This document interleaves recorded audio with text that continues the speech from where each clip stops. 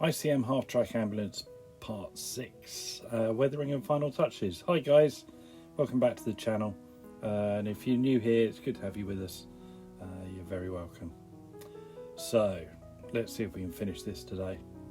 That's where we got to the last time, with some basic chipping done, and I was a bit down at this point because it didn't look really what I wanted. Sprayed the wheels, they came out nicely, just in the same middle stone as I did for the body of the vehicle. And then I chipped these with some wire wool and some cam black brown. You've seen me do that before. You just dab it on and make realistic chips, which I did on all the wheels.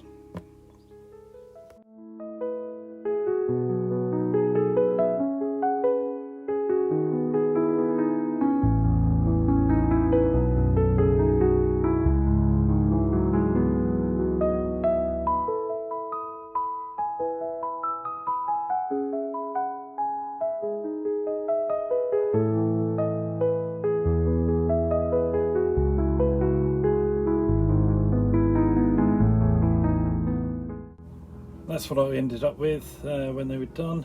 I think they came out okay. Nice variation on the wheels. Try not to make them all at the same. Then I used my new cheap method. This is the AK Real Colours markers, and just did the rubber road wheels around the edge of the wheels. Yeah, I still feel like this is cheating, but it's really good. It's really good. So quick and so less messy than with a brush.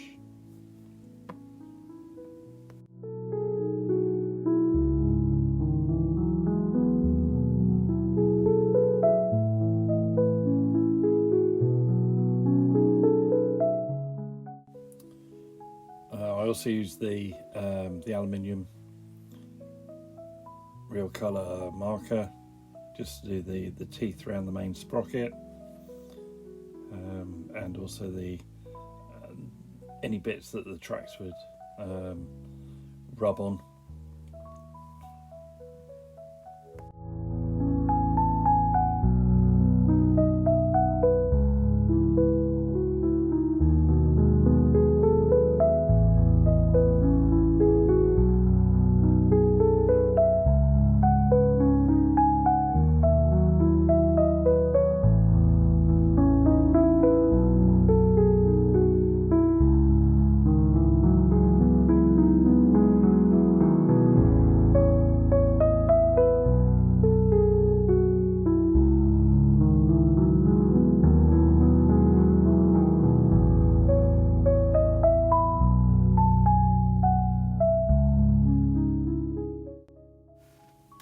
Next, it's time to put the wheels actually onto the tank.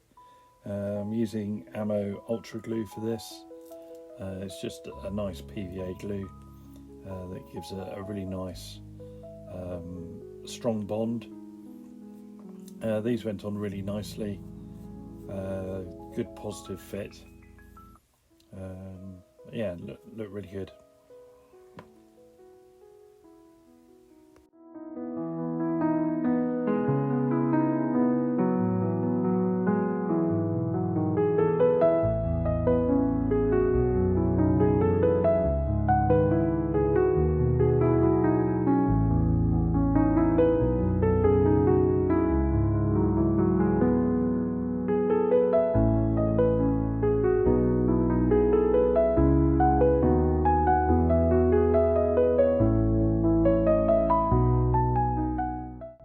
So that's the single wheels on, and now it's time for the double wheels that go in front of these, and they're the ones that carry the track.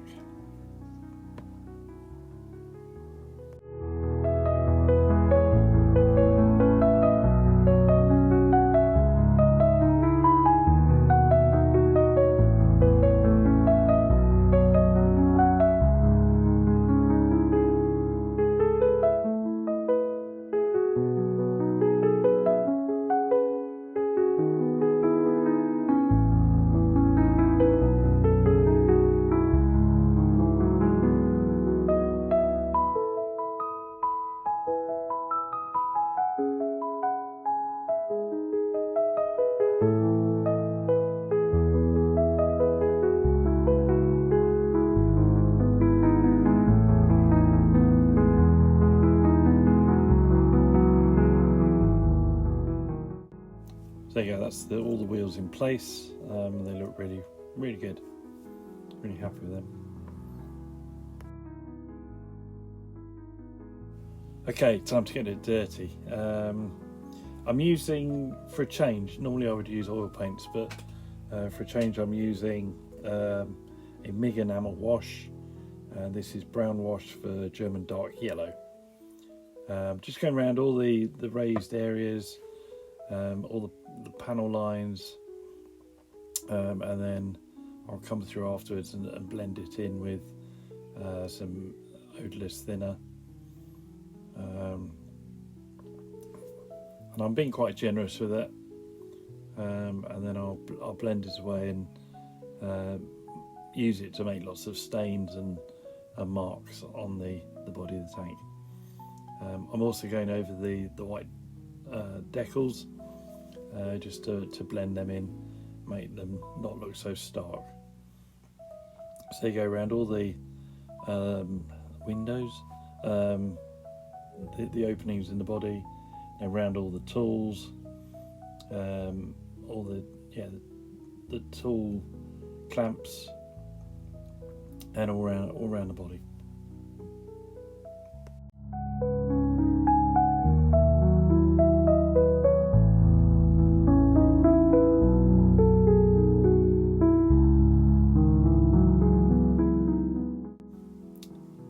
And then here we are with the blending. Just dampen your brush with the odorless spirit, and then sort of blend it away so you end up with no tide marks, and you pretty much end up painting the whole body, and it sort of works like a filter as well as a pin wash.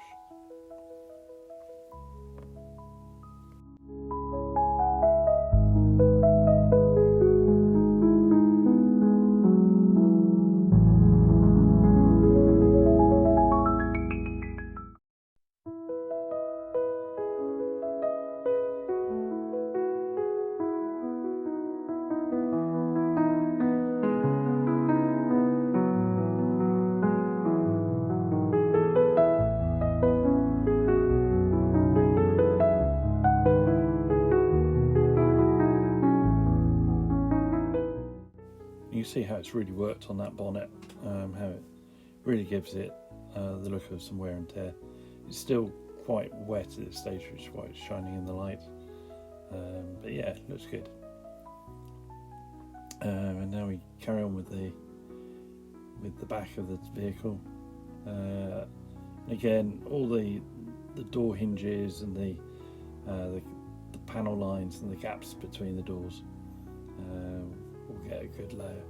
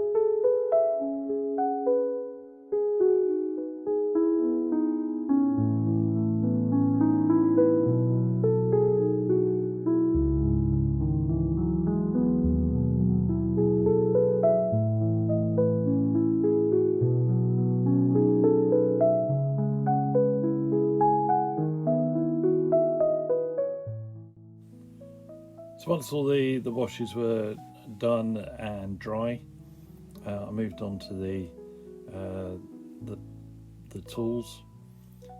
So I'm just painting all the metal parts, so the axe heads, the pickaxe and the shovels, in medium sea grey.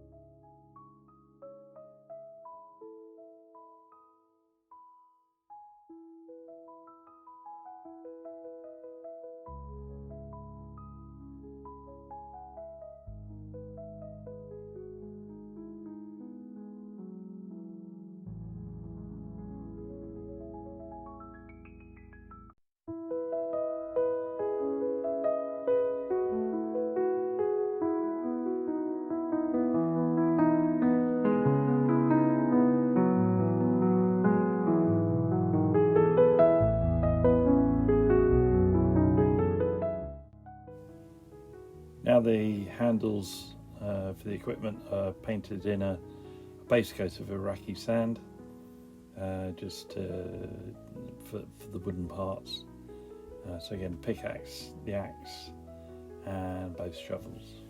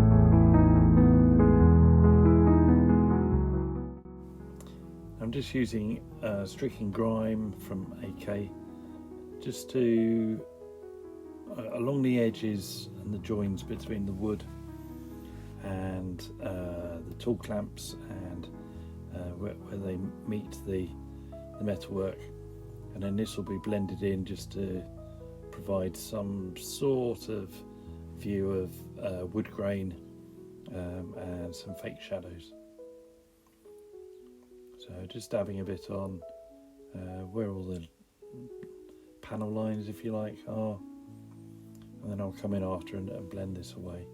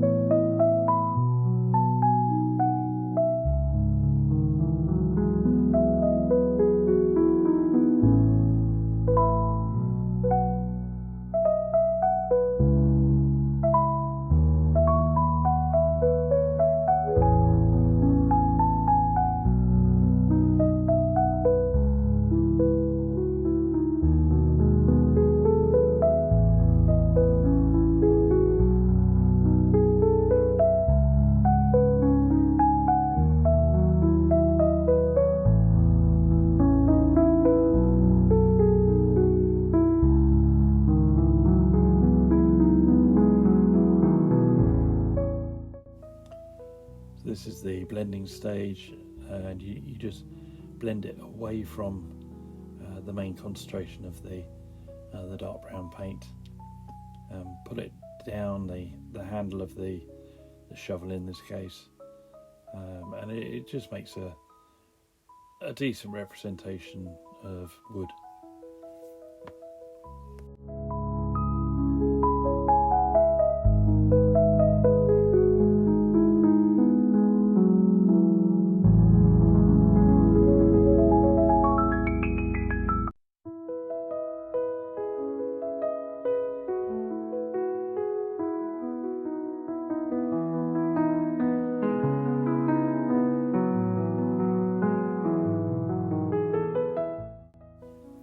And in a similar way to the wood, we do the same process with the metal areas, though this time I'm using streaking rust, but it's the same process. You put it at the junctures between the metal and other parts of the tool, and then blend it away to provide make it look like metal.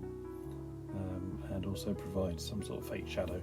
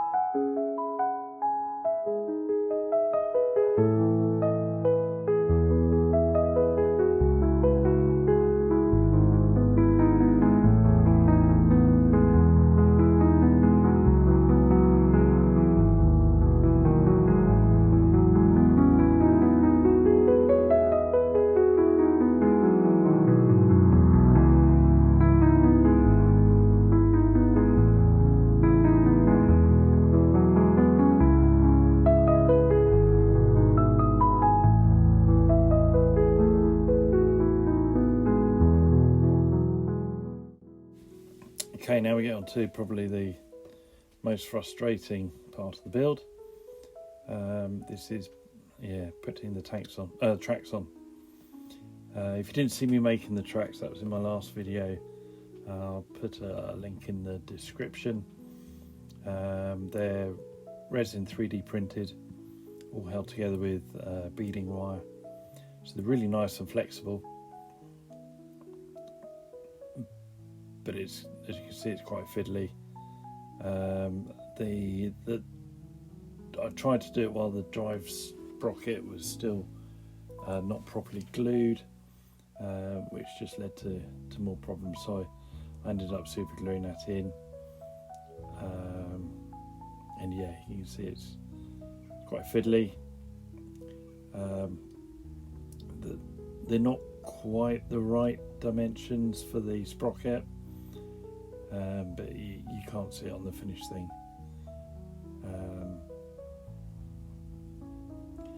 Yeah, you can see how frustrating that was. But we got there in the end.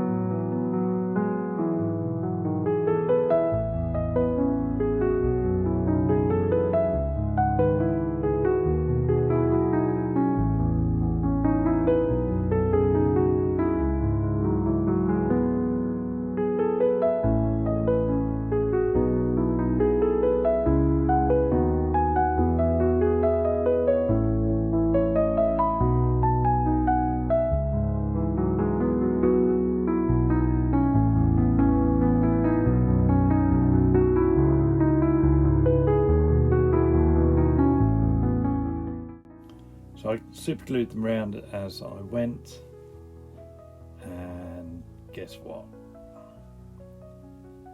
Yeah, they didn't meet up. I sort of guessed that was going to happen, so I ended up putting an extra link in, and then painting it in situ, the same as the others.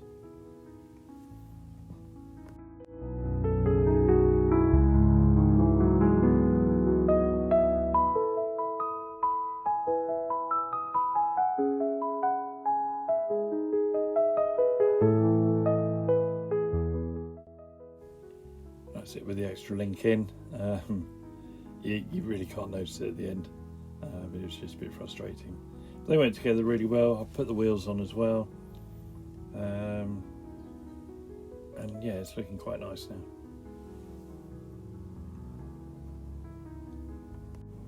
And so there you go.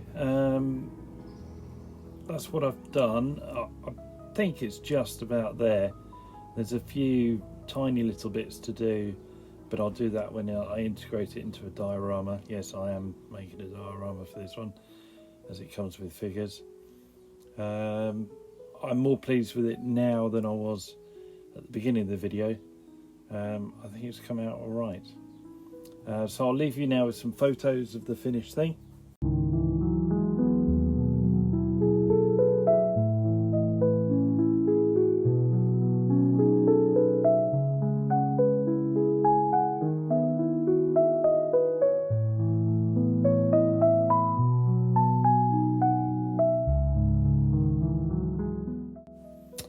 So there you go, that's it for this episode. Thanks for watching. Join me again next time when we attempt to build a diorama and paint some figures, and it's been a long time since I've painted figures, so that should be fun. Thanks again, please like and subscribe, and I'll see you next time. Bye.